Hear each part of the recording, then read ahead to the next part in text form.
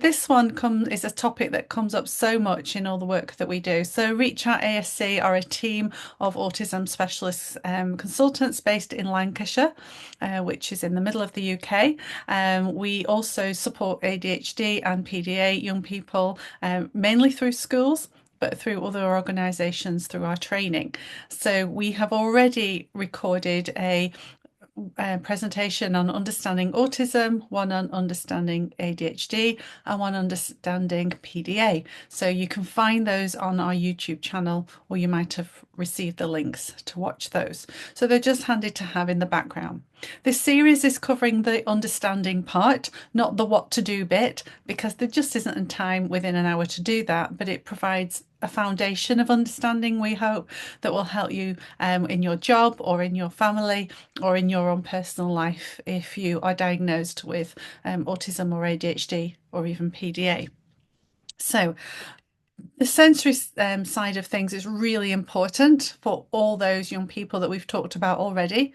So I want to just start though with a bit of a disclaimer, and that is just that I'm not a sensory therapist or an occupational therapist. I'm an autism specialist teacher with many years of sensory training. I think my first was way back in 2005, and generally just a fascinating area that we continually have updated training about in our team because it's just so important for the young people that we work with. We've also had a lot of practical experience of working with autistic and ADHD young people and adults. We have those.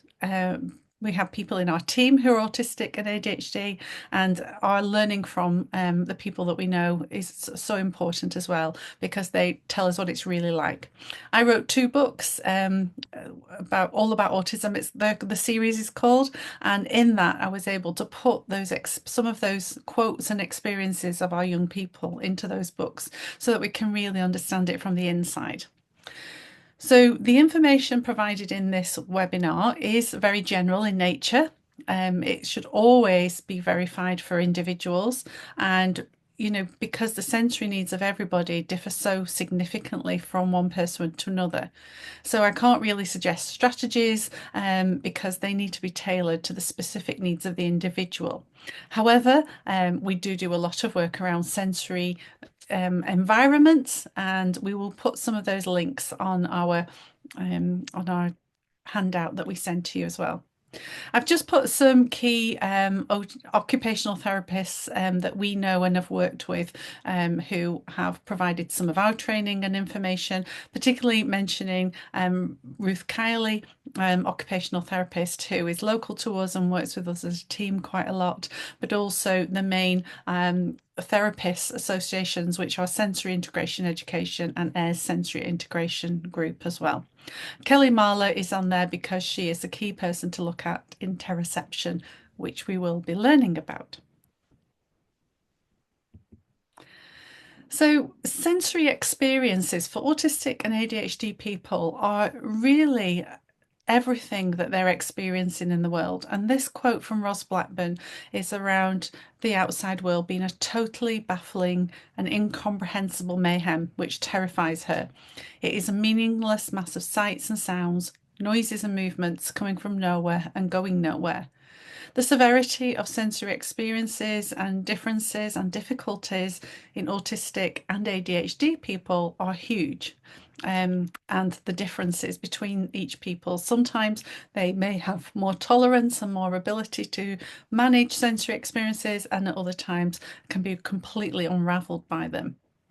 It was only recently that I read a research paper talking about the ADHD differences in sensory processing. And I think that's probably why we're getting so many more people diagnosed with both autism and ADHD.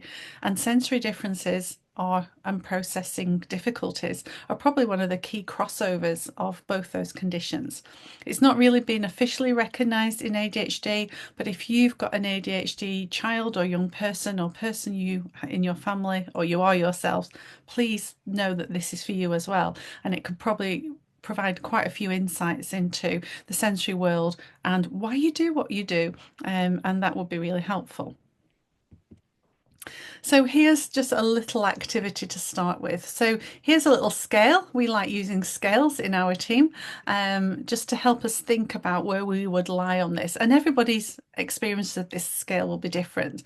So I've tried to give some guidance. So first of all, between 1 and 3 is something you don't really register. You might need or seek more sensory information so you can alert your senses, and you can tolerate much more than others of this sensation.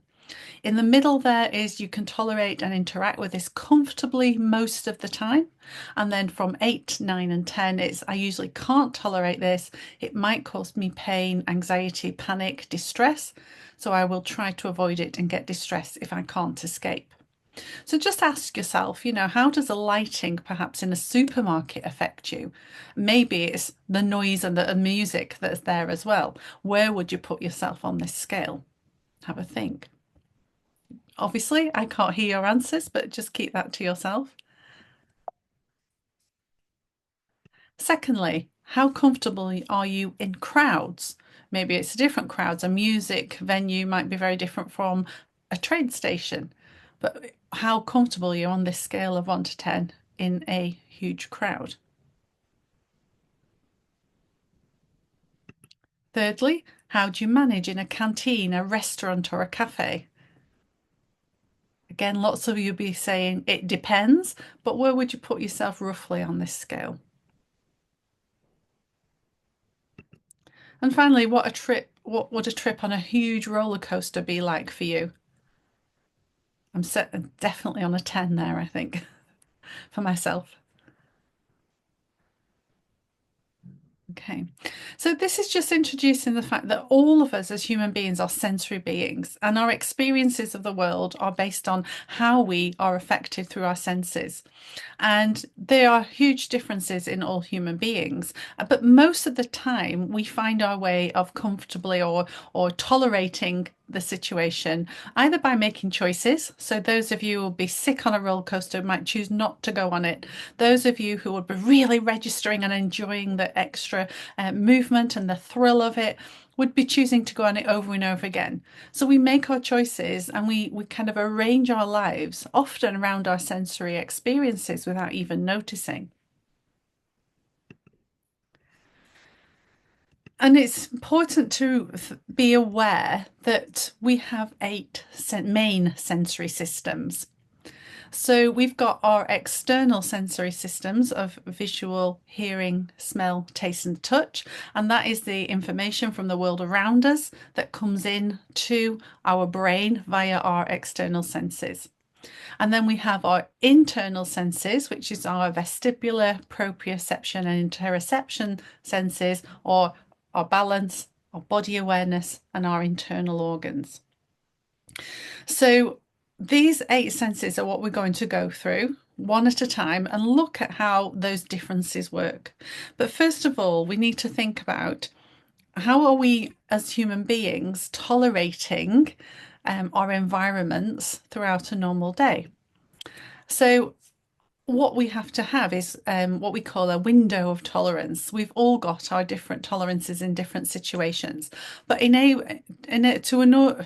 order for us to be able to tolerate the environment, so whether that's a noisy rock concert or a quiet little corner in a cafe, the demands of that, well, I'm just here to have a drink, or actually I want to, be in the mosh pit and jump around and shout and do all the singing, or just the people interactions, who else is there with us and what they're expecting of you.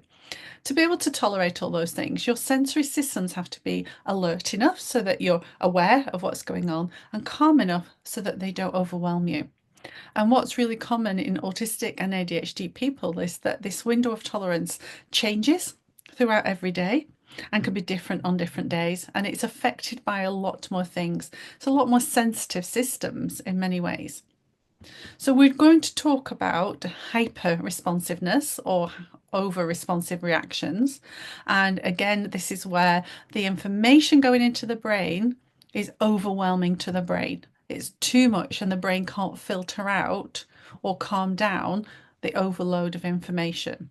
Now, In reality, that can look like somebody is being quite defensive towards a sensory thing, like I don't want that, or avoiding something like going in a room because it smells different, that they don't like it, or avoiding somewhere that's going to be noisy. But it can be a bit more subtle as well. It can be that they're complaining about something or hiding away. Could we just put their head on the table or some other kind of avoidance? Hands on their ears, that's really common, isn't it? Could be just suffering in silence and be really headachy, sick afterwards. And sometimes it comes out as anger. Quite often, if that person isn't able to get to a place where they can feel more calm, then they can often have absolute overload and that what we might call a meltdown. We'll come back to that. So if somebody is over responsive or hyper responsive, they need to be able to calm down their sensory system in order to be able to tolerate. And often what has happened is damage has happened because the brain has been overloaded and it takes a long time to get back to that calm, and often being out of the way, getting out of the way. And you often have children or even adults who run away, who seem to be having fight or flight response because they just need to get away from that overload. On the other side of that is hypo or non or under responsiveness. That is where the system isn't taking enough information in, and it could be those external or the internal sensations, and so the brain doesn't register it or doesn't register it quick enough. Sometimes it's a delayed response. Sometimes, for example, it might be pain and it's not actually felt until it's too big, until it's really serious. So, what might that look like? Well, it's often seen as sensory seeking. So the brain hasn't got enough information, so it'll ask for more. It'll ask the body to kind of seek out, listen a bit closer, or move a bit more, and so on, or a lot more even. We might see it as people sniffing things or eating things off the floor.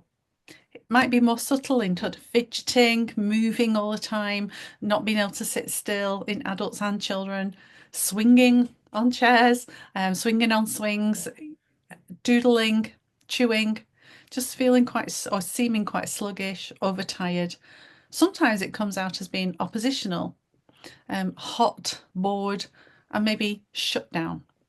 So shutdown is the kind of freeze response, I think, of if you've got fight, flight showing in meltdown, freeze response of shutting down, withdrawing, not being able to process again what's going on. So it's just an overview, really. But I think as we get to know our own and other people that we work with or in our family, their sensory profile, how their senses work, it's important to think, well, what is their sort of window of tolerance? And remembering, as I said earlier, that it's going to be different on different days for different things. So it can be affected by how much sleep they've had, affected about how much energy they have, how much other demands are on them, and what else they've already coped with. It's quite often for autistic people to be, after a social event, have a real need for recovery time, and where the senses again are really, it's really difficult for them to calm those down at that point as well as they recover from other overloads, and everything interacts. There's a real lovely theory called the spoon theory, which has been a kind of adopted by some autistic people. I really like it and I teach it to our young people as well. Is that you've only got so many units of energy. And so if you're using them all up on either communication or conversation or social interaction or sensory coping, then you're going to use them up quite quickly. And maybe you could cope in the morning, but in the afternoon you just can't because you've used up all your spoons.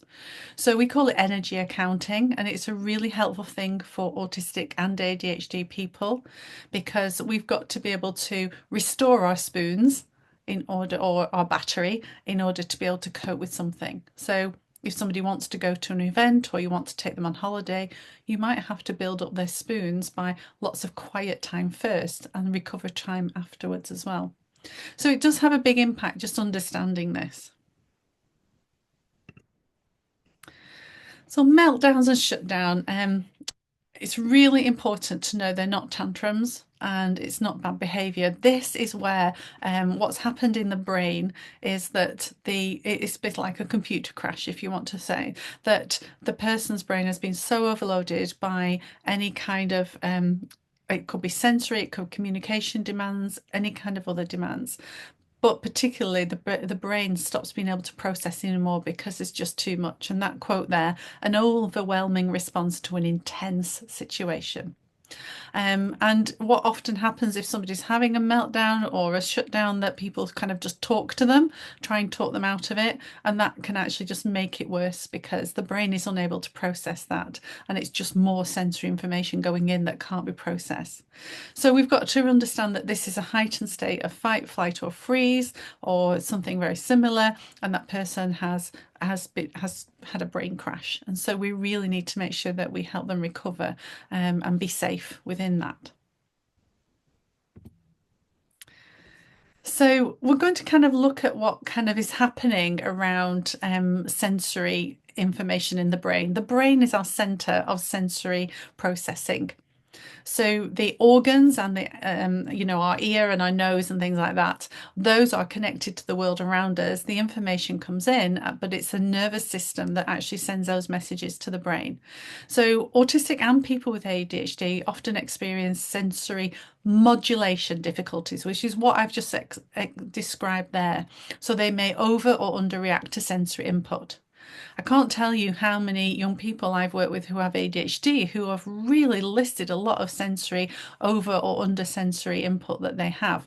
Interestingly, smell is very common, but we'll come to that. But overreaction to noise, to smells, to touch, to taste, and so on.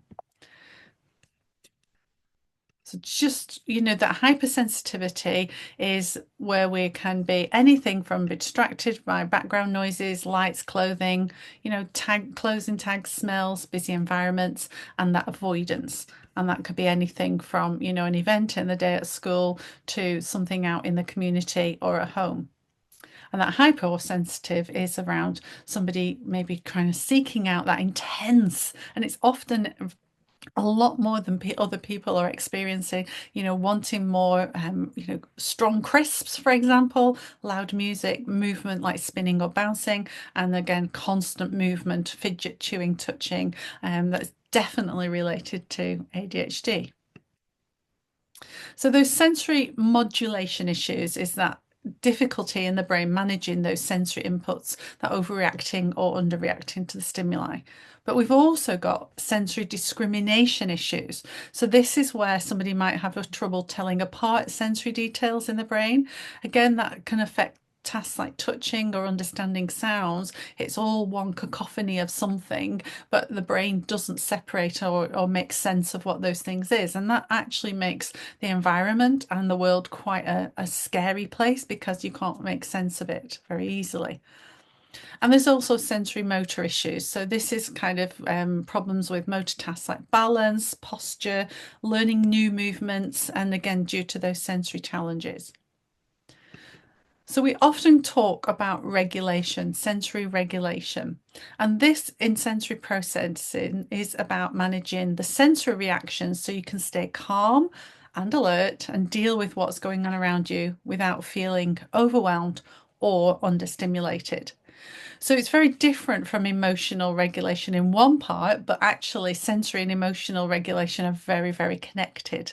And we'll look at that when we get to interoception particularly.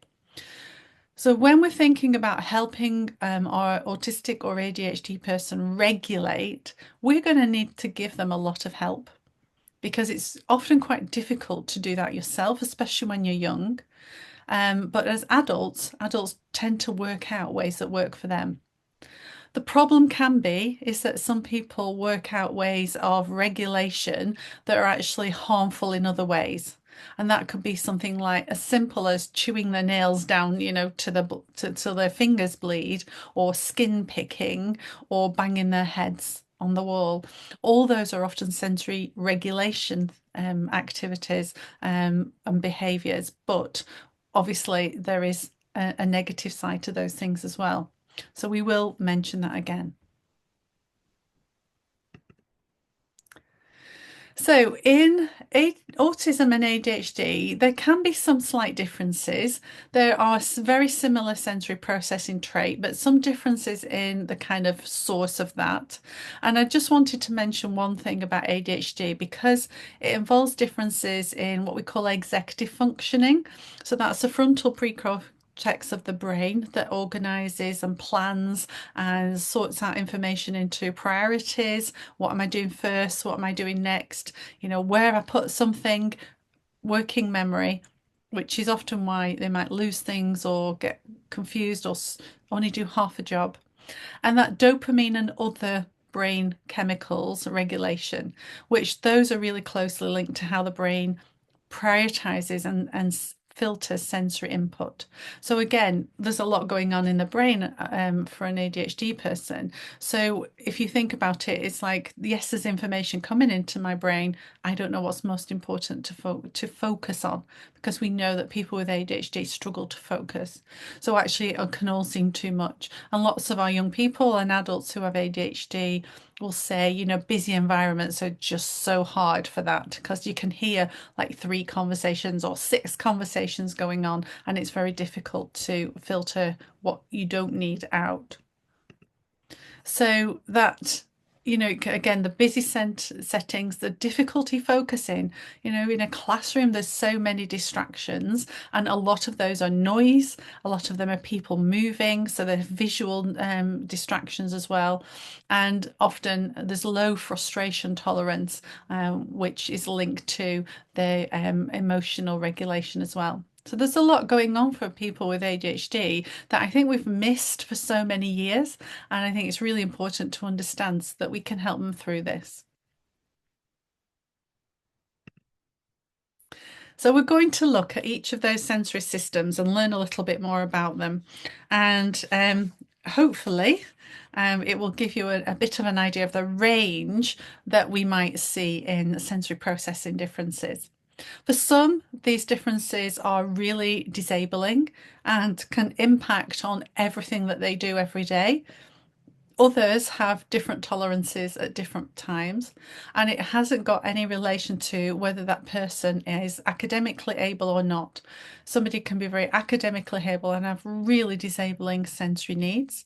Somebody could have learning difficulties and be able to tolerate more sensory situations. So, again, it's all very individual and really fascinating actually when you work with people.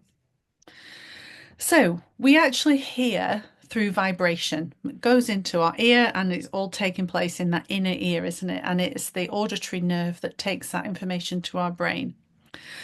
The way we experience external noises is different to how we experience internal noises. So if you ever put your fingers in your ears and try to talk, you will notice a very different sound to your voice, for example. And some children actually do put their fingers in their ears a lot of the time, and not just to shut out what's going on around them, but actually because they're so used to that internal expression and hearing their own voice. Some will make noises because with their fingers in their ears because that's a stimulation that they enjoy. Some will bash things to get the vibration of the hearing as well. Some autistic people, ADHD people's hearing is so acute that they can hear the electricity humming in the house. Or, not just the fridge, because most of us can hear that, but, in the lights and the light switch, or even going around the walls. I've heard people say that. There's generally things like the sound of people's footsteps on different textures, if you've got wooden floors opposed to carpets and things like that. There is all the outside noise that can be really acute for somebody. Walls don't seem to make any soundproofing. So, the road, aeroplanes up in the sky. I had one student who could tell me what aeroplane was in the sky. I mean, really high up, because he could hear the noise of the engine and discriminate between them too. Um, and, all those things can be very, very overwhelming. The environment, the chatter around people can be overwhelming and when somebody is hypersensitive. However, on the other side, if somebody is not sensitive enough and they're seeking things out, then, they may not be able to hear somebody's footsteps approaching. So they're always startled because people just seem to be there and they haven't heard them coming, or they haven't heard their name being called. They haven't heard that, the clatter in the kitchen that tea's being made, and therefore, it's a surprise to them that it's suddenly tea time. And, in the classroom, that really affects things like hearing instructions, particularly when there might be other background noise.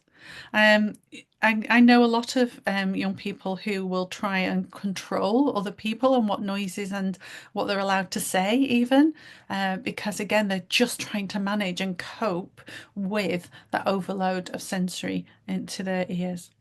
There is a lot of connection between hearing and seeing, and we often put those two things together, and it's one of the reasons why we say don't insist that somebody looks at you when they're trying to hear or listen to what you're saying.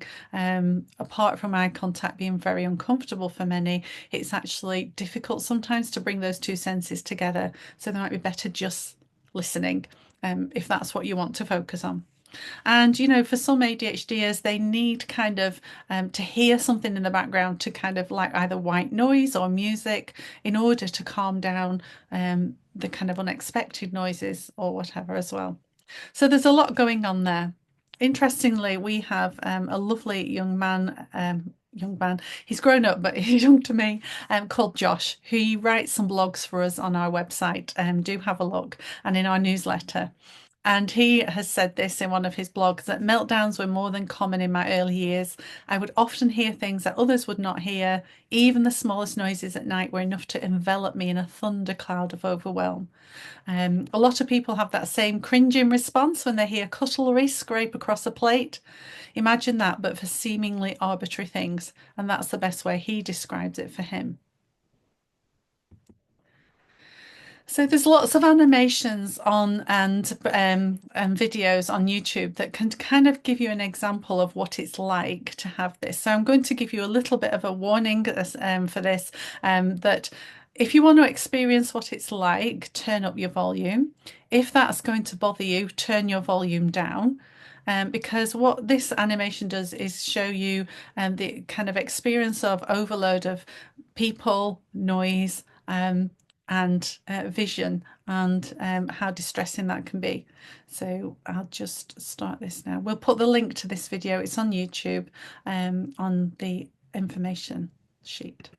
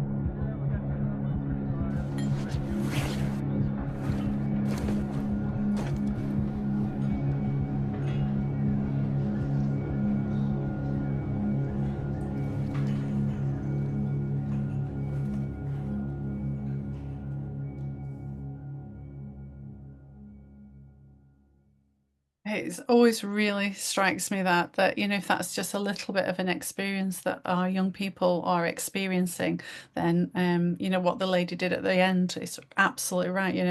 No fuss, no telling off, but actually just kindness, isn't it? That really helps.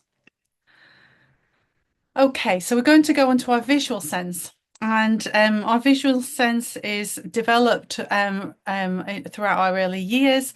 We get more kind of attention to detail, to colour, to be able to track movement. All that is part of a child's development as after they're born.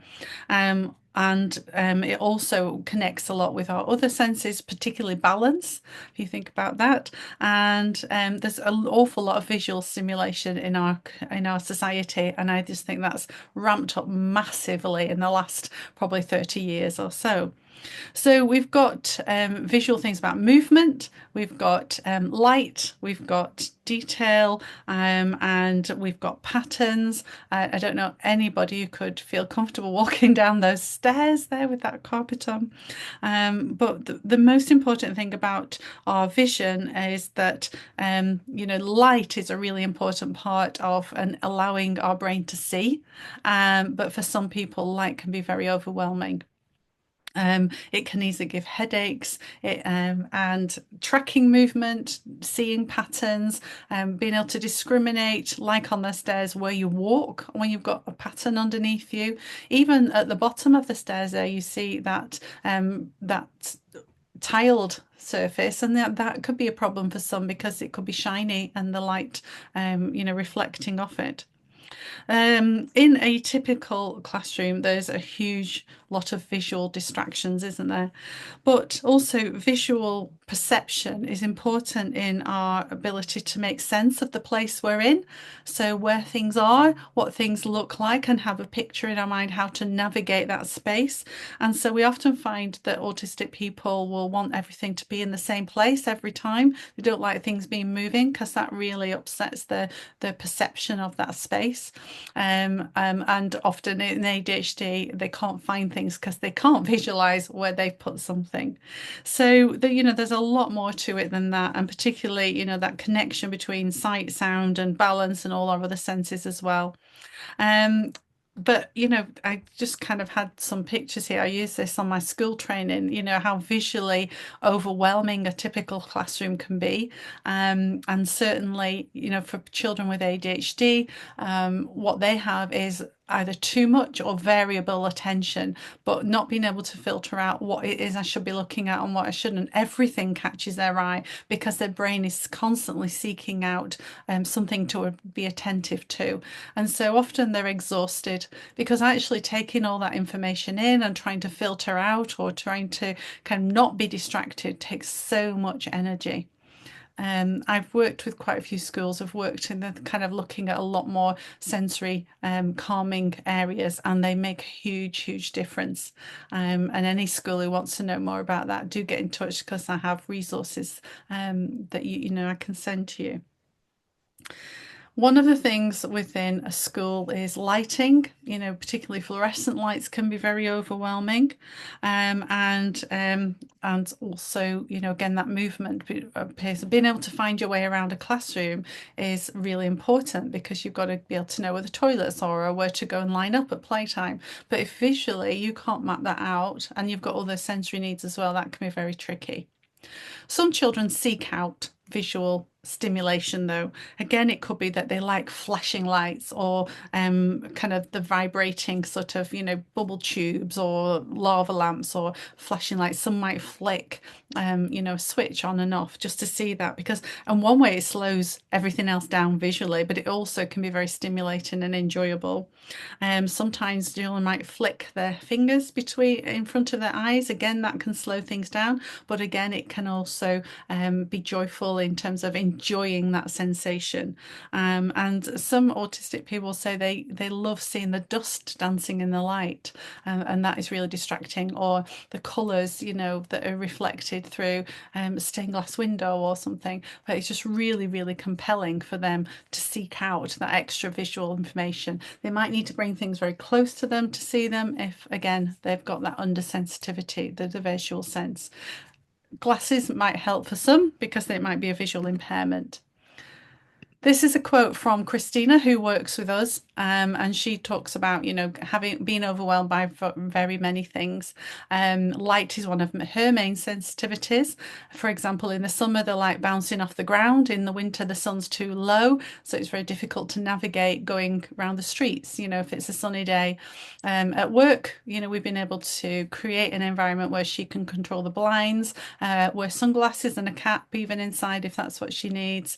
But her life is dictated by, how noisy she thinks it will be, or, what sensory overload there might be there. She's found loop earplugs are very helpful. But again, she does talk about that recovery time needed if she has put that extra effort into having to access something. So let's look at touch.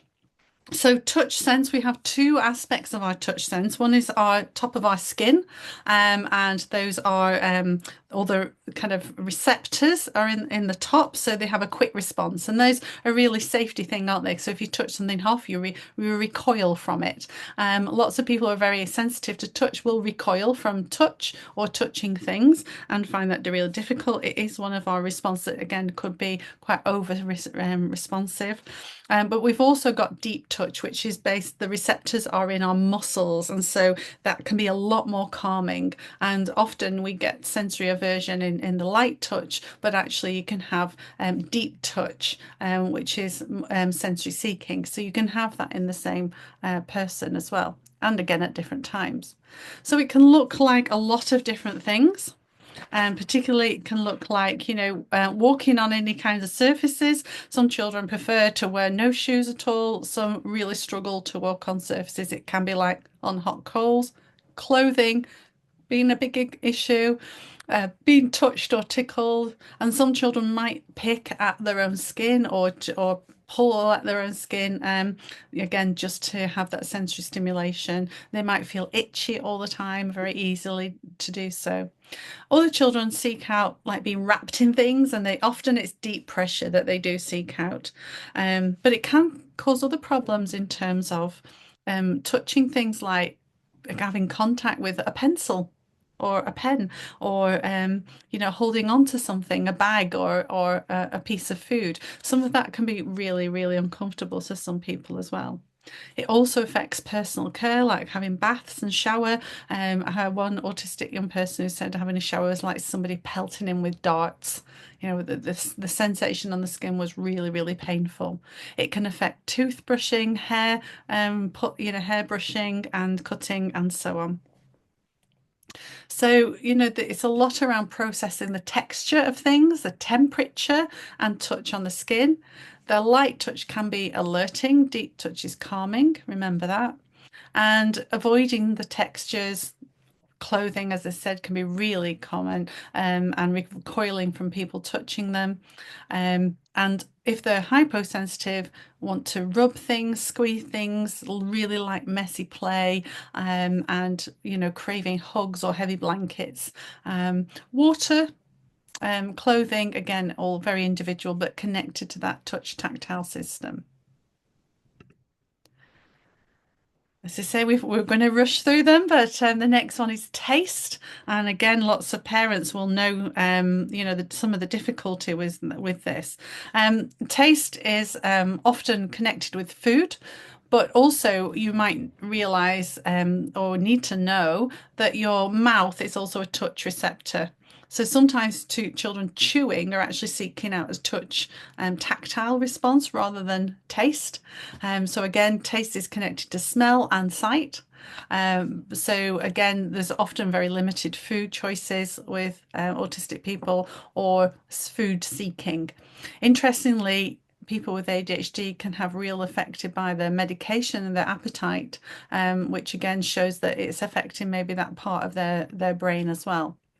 So our gustatory system, it's called, that processes all those different flavors that we might experience, and some might have kind of certain flavors they really seek, and others that they avoid, because again it can be very different. strongly linked with smell and texture, which is why you often get them wanting very same and what's we call beige food, because if you get a box of, strawberries, they're all different shapes and sizes, and you don't know if they're going to be sort of sour or sweet when you bite into them. So there's so much unpredictability. But a cracker is a cracker, and it always is the same. So, for those who are hypersensitive, you often notice restricted diet, avoiding strong or new flavors, and hypersensitive craving that bold, spicy flavors or chewing non-foods. We call that pica if they're picking things up or eating glue. Again, that can sometimes be a tactile thing rather than a taste thing. At home, we often see again those what we call picky eaters, but actually it's not. It's a sensory eater, but a sensory seeker. So sometimes they compare very unusual things. I'm thinking of Doctor Who and his fish fingers in custard. That could be an autism thing. Okay. The other thing you might notice with that is a real connection with the smell sensation. So again, the kind of smells around food are huge, and I've known children really refuse to do PE, for example, because it was timetabled just after lunch. It can have a huge effect, and noticing smells that other people don't notice, again, can be very overwhelming, but also wanting to seek out smells. But what's interesting about smell, it's part of our limbic brain, which is where emotions are kept as well. So what we notice is that smells tend to stay with us more because a memory of a smell, because it's actually connected to an emotion. And it could be disgust, something like that. So as we process scent, we have a strong memory and emotion to it, and therefore it stays really strong with us. So I once worked with a boy who said, "Miss, I can't work with you because you stink." And what I'd done is I'd put perfume deodorant on. It wasn't, anything more than that. But he really struggled to work with me for a while after that, because I had to really always remind him that, I'd put non scented deodorant on each time I, purposely came to see him after that, because I'd made that mistake, but it did take a long time. So if they're hypersensitive, they notice these faint smells anywhere that nobody else seems to notice, and overwhelmed by odors. Think about, your washing powder and your things that you clean your house with. Schools really smell. People and places like that smell a lot. So that can be one of the huge barriers to actually going into school sometimes. And hypersensitive, being unaware of strong smells. So they might not notice when they're toddlers, maybe, that they've actually, um, soiled themselves, for example, because they don't recognize the smell. Or they may seek out strong scents. They might sniff people, they might sniff things without realizing. And again, there might be that aversion to cooking smells or interest in sniffing objects. So our next one is around balance, the vestibular sense. So this is the sense that processes balance and gravity, direction, and spatial orientation. So this is where we need to be able to move our body, and the balance is located in the inner ear, but it tells us so much about the world that we're working in and where we are. So as you say, gravity, which way is up and which is down? Direction, which way are we going? Forward, backwards, side to side, left and right. And spatial orientation. Am I upside down, right way up? Where am I in relation to other people? It helps with movement coordination and core strength. So vestibular helps us know if we're, it helps with that core strength and strength within our body and where it is. So it's very connected to the proprioceptive strength. And if somebody's hypersensitive, they may avoid movement. They may fear things like swings. They may get easily travel sick. They may struggle to, travel on anything that they don't feel very solid on. So things like, walking on some of the surfaces on a playground where it's a bit bouncy just might really freak them out. I've even known children and adults who can't walk up the stairs because that being off the ground makes them feel really, really unsettled and overwhelmed. If somebody's hypersensitive, they may crave that movement, spinning, bouncing, hanging upside down. Again, you can see the connection there with ADHD, and fidgeting.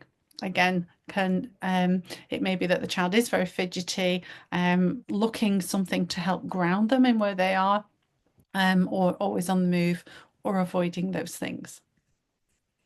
So just going back to that picture, there's lots of activities that we might do or we might see the person doing in order to show us whether they are avoiding or seeking or needing that support in their vestibular sense. We often, with vestibular, again, can find that somebody is really uncertain when their feet are off the ground. That's a really big clue, and it really connects to the eyesight. So it might impact on them being able to ride a bike, for example, or know where they're going, and so on. Okay. So we're getting through these, and the next one is proprioception. And so proprioception is where the body is in space, and it has again a lot of links with other sensory systems. So the brain is getting multiple information from all different sensations, but the eyes are connected again to our body because our eyes are looking at where our body is going, and also giving us an understanding of the space, what our body looks like. So a mirror is a really good resource to learn what your body looks like, and that it's 3D, so looking all around it, that there's a back to it as well. So some people can find that difficult to build that concept. But our balance, our vestibular organs tells us about, where our body is in terms of, is it going fast, is it slow, is it upside down, and so on.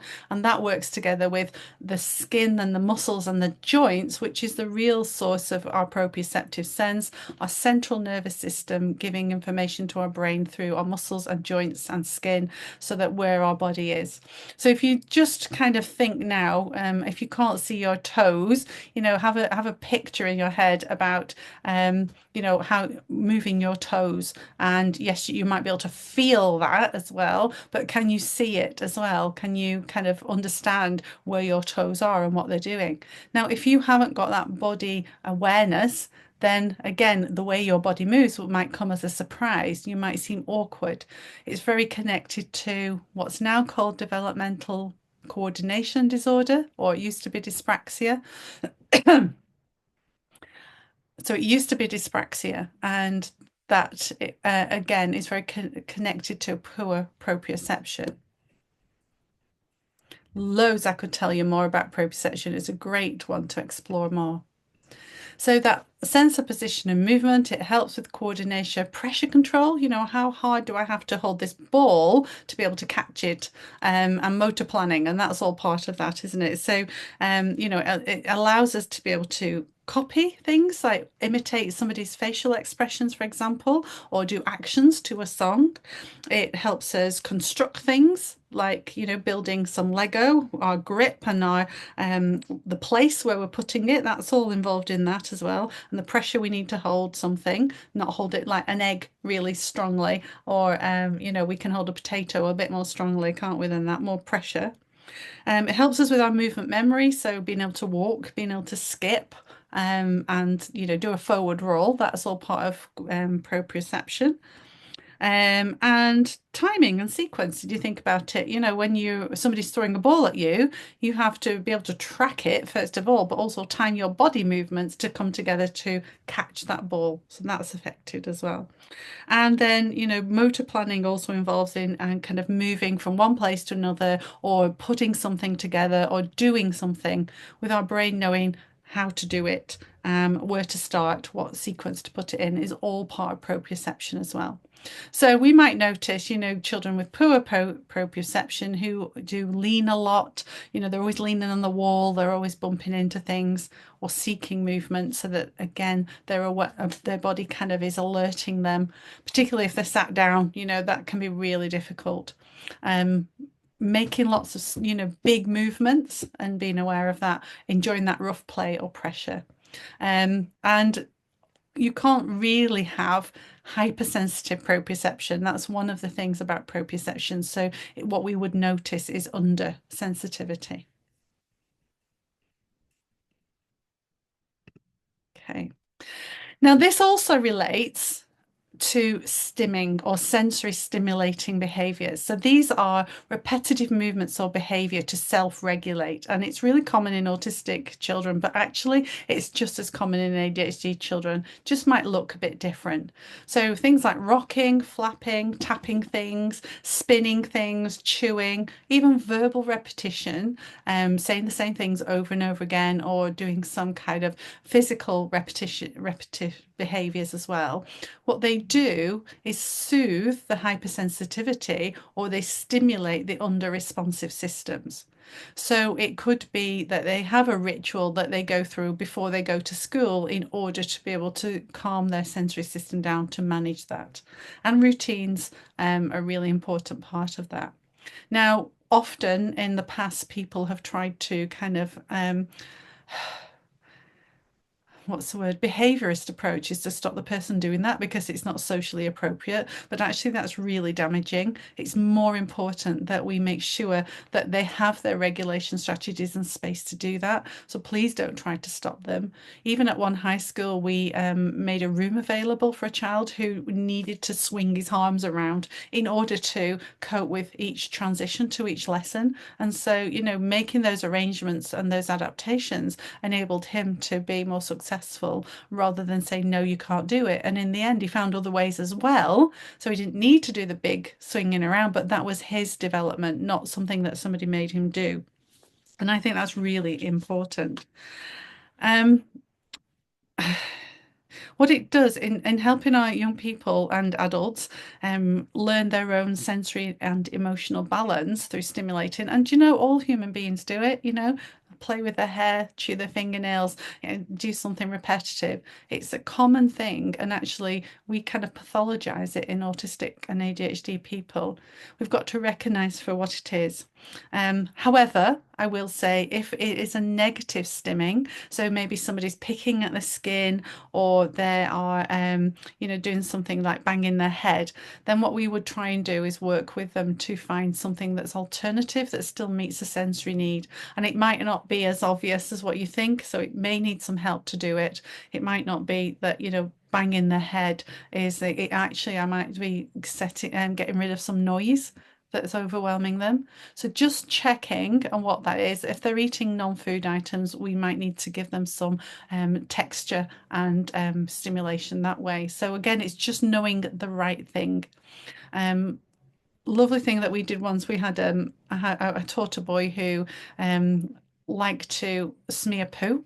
It was in a special school, and you know, he was getting pleasure out of this, but obviously it wasn't very appropriate. So we looked at and worked with him, and in the end, what we did was we replaced the poo with a tray once a day of treacle. And we put an apron on him and let him play with the treacle, and it had the same thing, a really strong smell, that lovely gloopy texture, but it was a lot nicer to clean up than the poo was. So that is not always as easy to find out what to replace it with, and we've really got to understand the anxiety and the sort of source of that behavior and what that person's getting from it. The other thing I want to mention at this point as well is puberty and how the sensory systems can change in puberty, and very much so. And a lot of the sensations that come with growing up and puberty are internal. So as we go on to our last system, I'm going to talk about interoception. Now, I've put a poster up here of Kelly Marler's because she is the person to go and look up about interoception. So interoception from our internal organs is that those messages that go to say, you know, we're thirsty, we're hungry, we've got, you know, we're ready to go to the toilet, and pain and itching and tension. All those things are these internal sensations that go to our brain to say what's going on inside. And, you know, nobody else can tell, can they, what's going on? Nobody knows you're going to want to go to the toilet until you start jigging, maybe. But those are important messages. Now, again, we've got that hypo and hypersensitivity. So what I also found was this really helpful little poster to help you feel that interoception is connected to our emotions.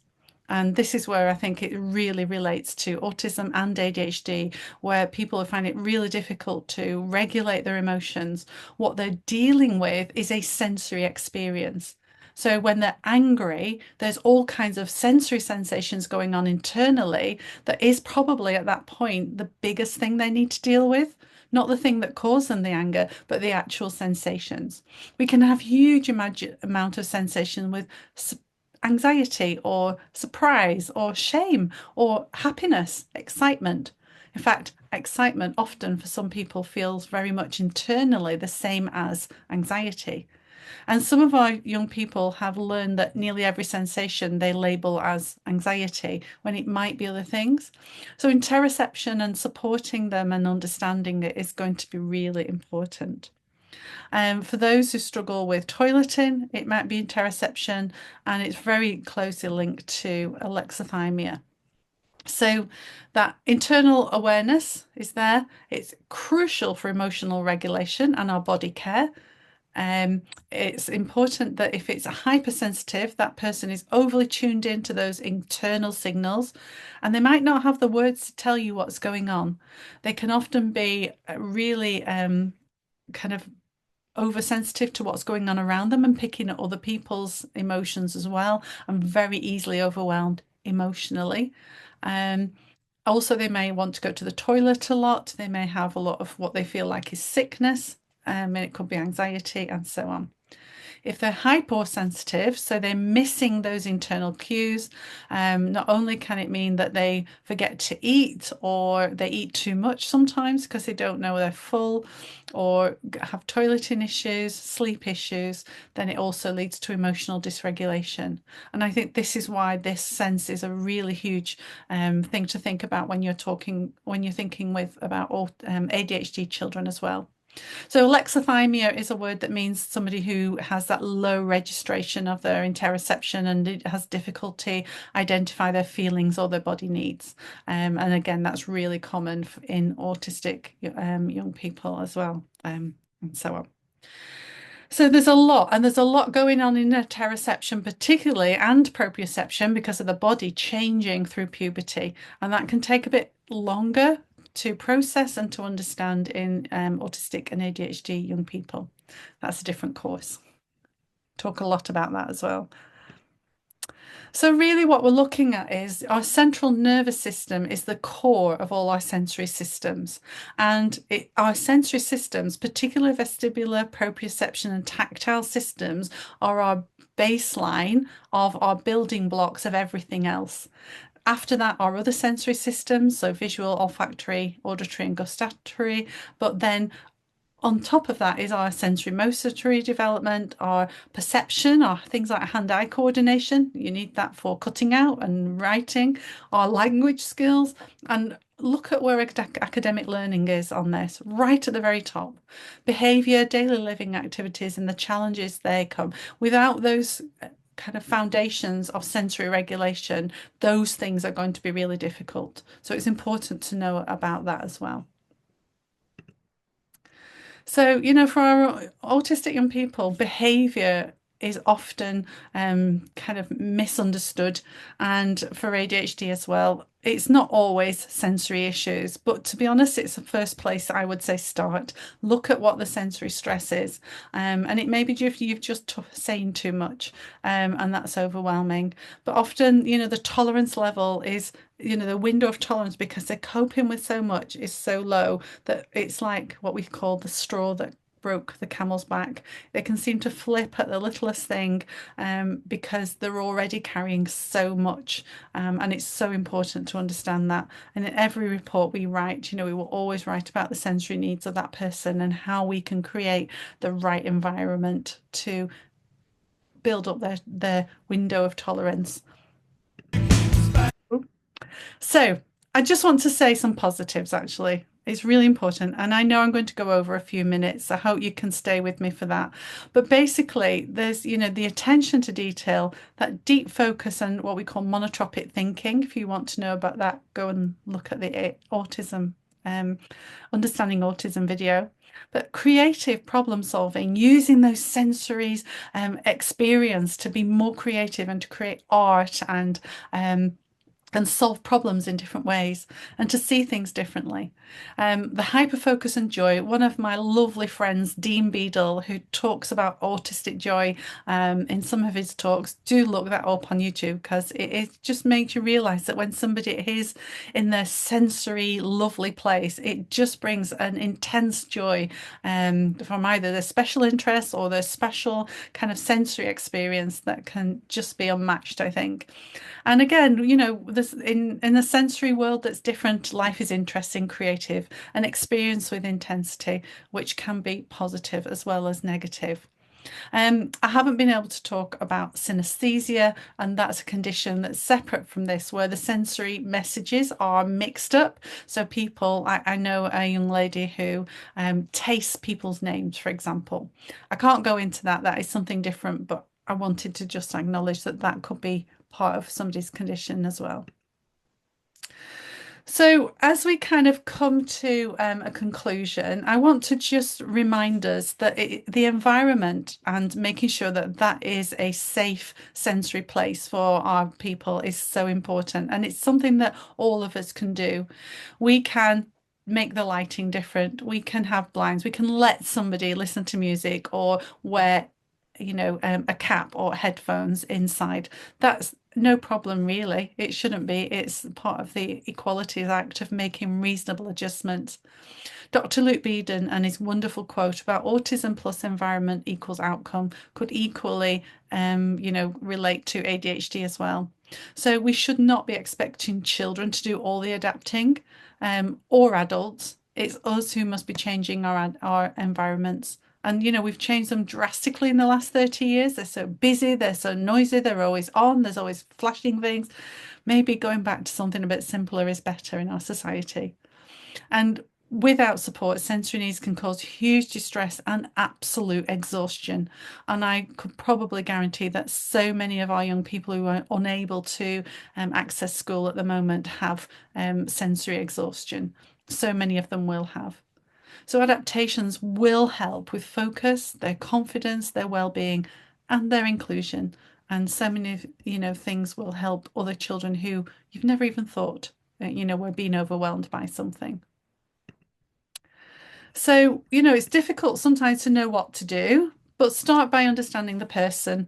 You can get official assessments from an occupational therapist who is sensory trained, but they are difficult to get and difficult to fund, and not all authorities will recognise that. However, there are some good books we'll put on our list and some research that you can do just to look at the obvious, really, and just notice what they like and what helps them regulate, what helps them feel calm, what helps them feel safe. And if in a family you've got two children or more who have very opposite needs, um, create spaces of opposite places. That's all I can think about because that's one of the biggest challenges, isn't it? Somebody likes making noise and somebody else is triggered by it. Tricky, but it is about structuring and scaffolding the space and the support that each of them have. It may be, you've got a room at the bottom of your garden, or I don't know, hole in the ground, don't know. But it is, that's part of the challenge of working it out. So here's some more kind of places to go for extra help and ideas, but I will put these on the handout as well. Thank you everybody for coming. I hope it's been helpful for you.